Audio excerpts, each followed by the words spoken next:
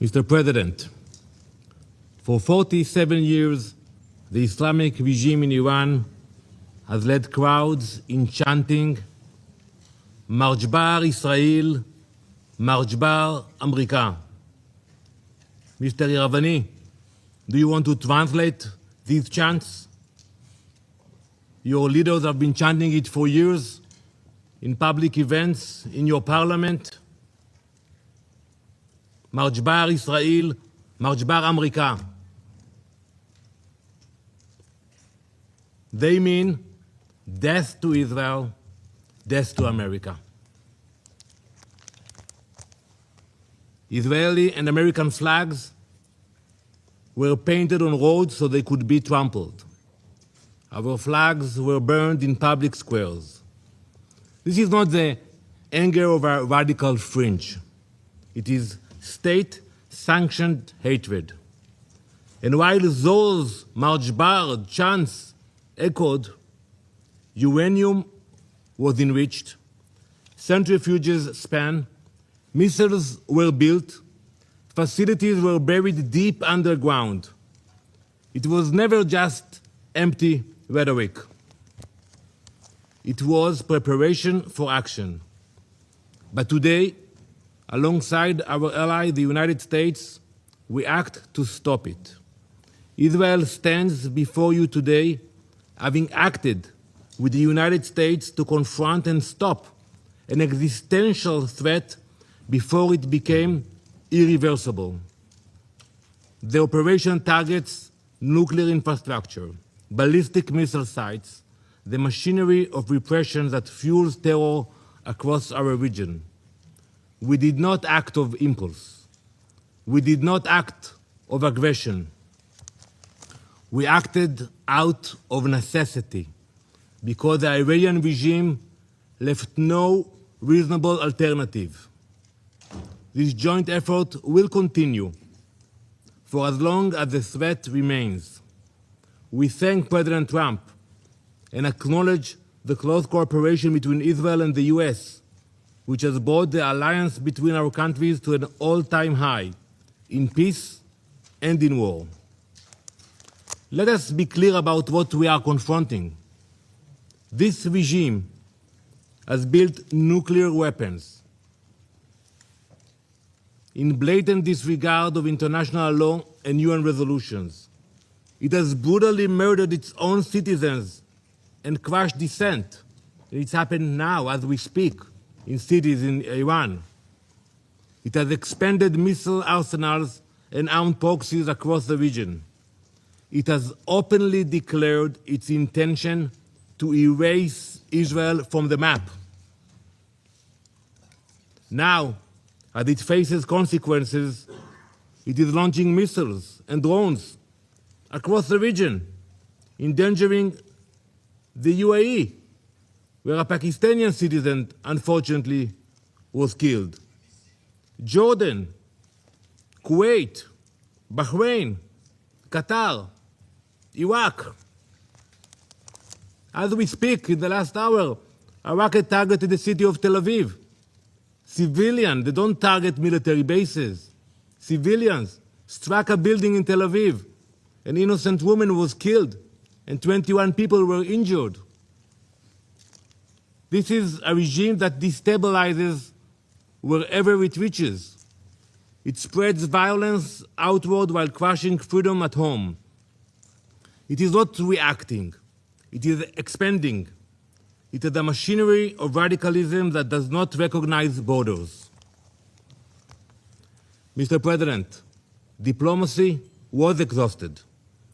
Iran was required to stop enriching uranium, stop heavy water projects, stop developing nuclear-capable missiles, and allow full inspections. Iran did none of it. Instead, it fortified its nuclear facilities so we cannot get to them, accelerated missile production, and continued to fund terror.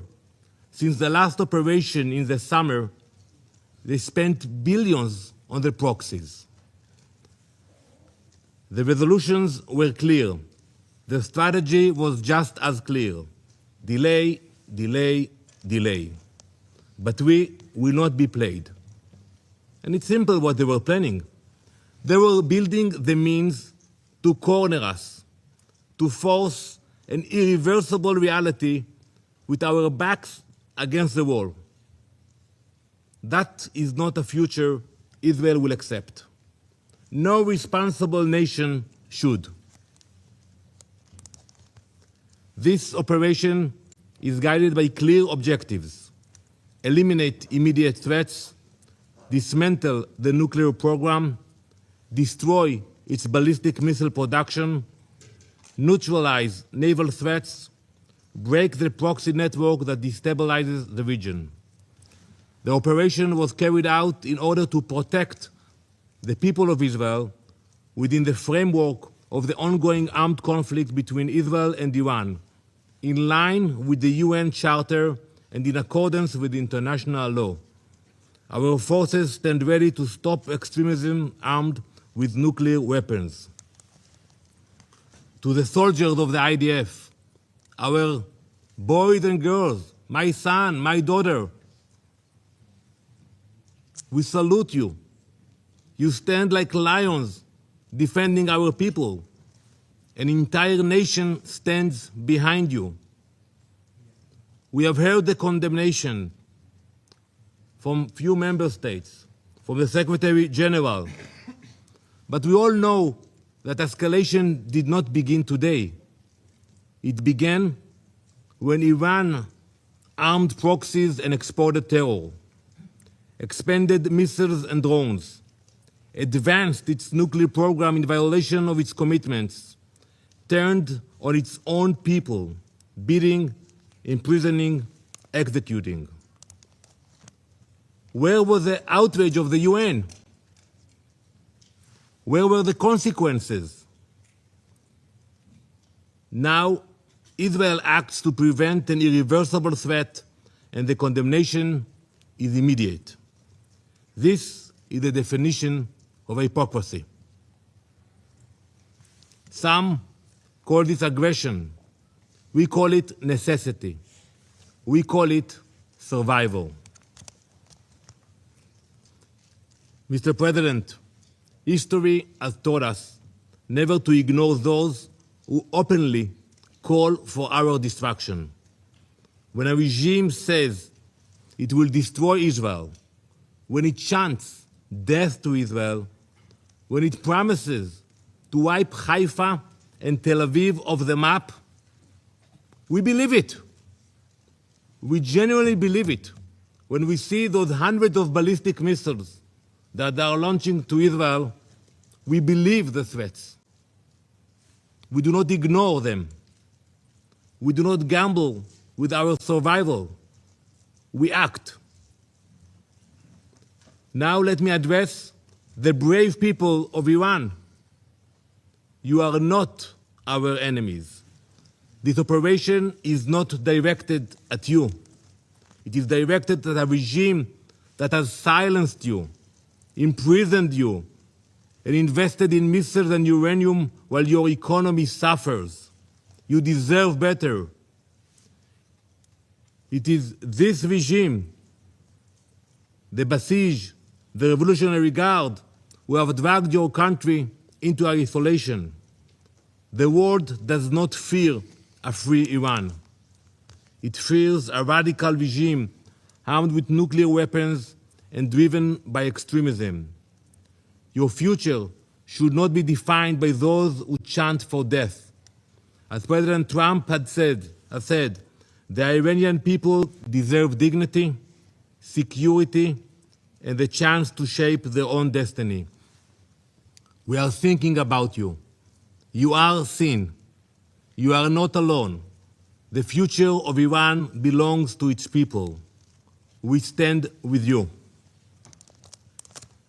Mr. President, this week, Jewish families all around the world celebrate Purim. Many Israelis will do so now in a bomb shelter. The story of Purim happened more than 2,500 years ago, in the same place, in ancient Persia, an evil minister by the name of Haman sought to wipe out the Jewish people. And it began with words, with chants. It became a decree. It could have become a genocide. But Queen Esther refused to remain silent. She stepped forward. She spoke up.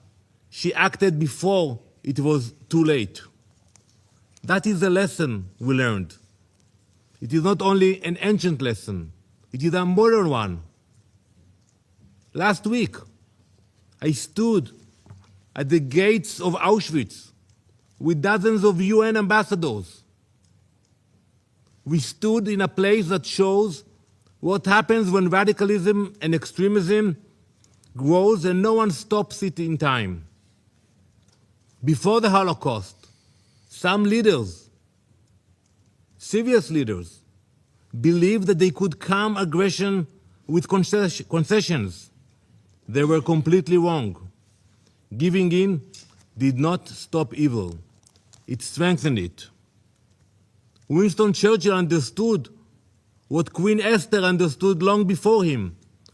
When destruction is declared and weapons are being prepared and assembled, leaders must act, not later, now.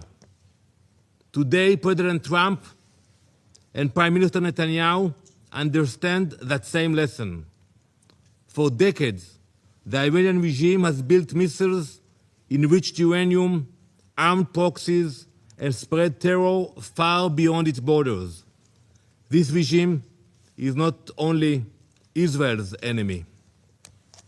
It is an enemy of stability, an enemy of every peace-loving nation. In this joint operation, Israel and the US are acting together, not because we see conflict, because we refuse to ignore declared destruction.